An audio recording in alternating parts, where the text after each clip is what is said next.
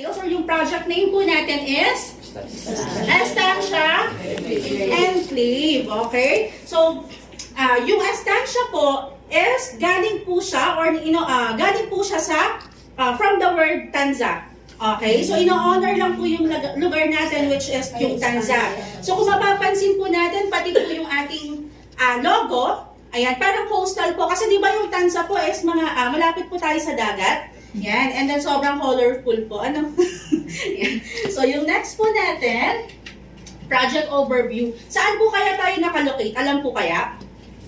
Saan po nakalocate ang Estancia? Halayhay. Halayhay. Okay, yung iba po kasi akala natin is Sahod Ulan pa. Kasi halos boundary, ayan, boundary lang po kasi tayo ng Sahod Ulan and Halayhay. Pero tayo po is located talaga sa Halayhay. So with regards naman po sa project size natin, sobrang laki po.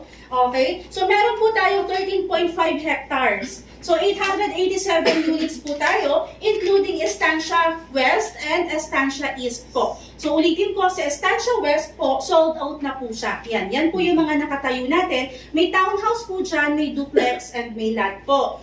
Ay sorry, may duplex and lot only. Okay, so wala na po yan. Okay, focus po tayo kay Estancia East na meron pong 431 units.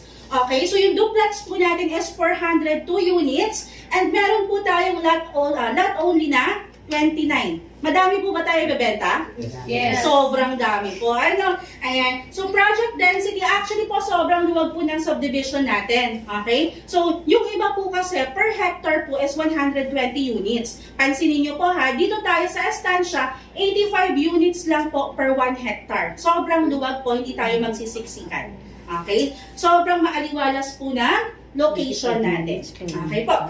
So, product type. So, yung ibebenta po natin, tulad po ng sabi ko kanina, twin homes, duplex lang po.